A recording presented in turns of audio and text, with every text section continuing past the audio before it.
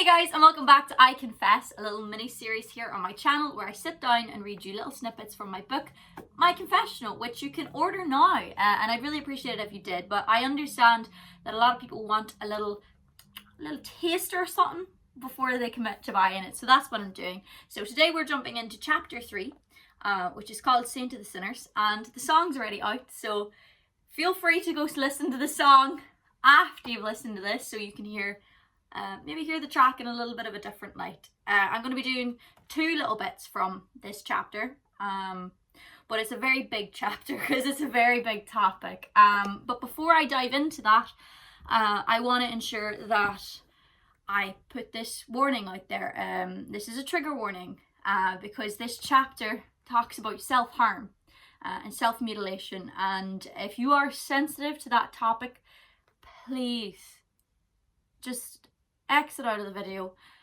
You're not missing anything. So don't feel bad. Okay, now let's dive in. This is Saint of the Sinners. I was 12 years old when I first discovered the relief of silver upon my skin.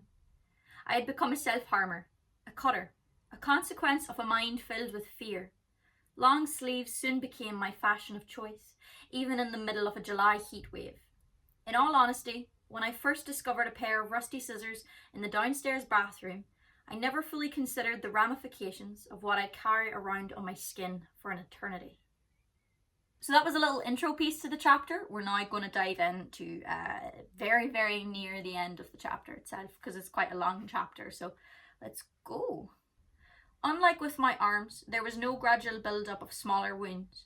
For my thigh, I went straight in for the kill. One evening, in spring 2014, while staying at my manager's house, I decided to mix a potentially deadly concoction consisting of a handful of sleeping pills and painkillers and several large glasses of hard liquor. I set out to hurt myself like I'd never done before. And instead of a dinner knife, this time I opted for a different weapon, a large chef's knife. Before I took the blade in hand, I googled the most efficient way to sharpen it and spent some time ensuring the knife was as pointed as possible. I was going to do it properly this time. After the first incision on my left thigh, I knew I was in deep waters. The knife pierced the skin with an ease that I'd never experienced before. I started only cutting into the front part of my leg, making an incision from the inner thigh by my skirt line and cut upwards. I'd still be able to wear summer clothes, I thought. It wasn't until I started nicking the outside of my thigh that I lost control. All the chemicals and medication kicked in at once. The endorphins from cutting, the narcotics from the sleeping pills, and the drowsiness from the alcohol overwhelmed me. When I came to moments later, I was scared. For the first time, I had gone too far. There were more than 30 wounds in my leg. 3 in particular were causing me grave pain. I sat in a puddle of my own blood. The cuts wouldn't stop bleeding. One in particular was more than an inch wide. I needed help. The bleeding wasn't going to stop. I tried my best to clean myself up first. I grabbed paper towels and mopped down the floor. Though they absorbed the puddle, I was still bleeding heavily onto the floor tiles. I grabbed some disinfectant from under the sink, wiped the blade and put the knife in the dishwasher. With an increasingly foggy head, I sat down and grabbed my phone.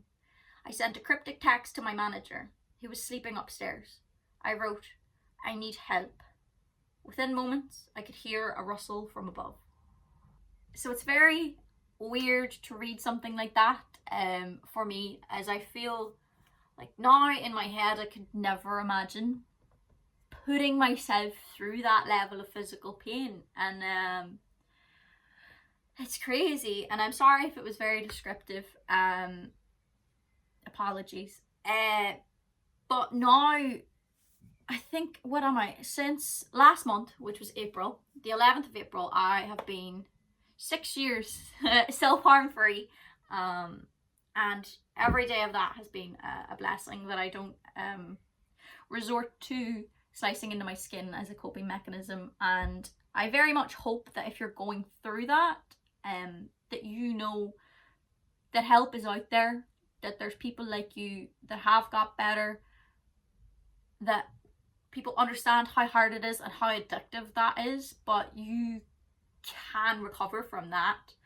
and it's possible, and life on the other side of it is amazing. I'm not gonna lie. And to this day, I will wear shorts. I don't care if you can see my scars, because I'm not that person anymore, and I'm very, very proud of that. So anyways, back to this. If you are interested in reading more about any of the stories I've talked about so far, because this is what, the third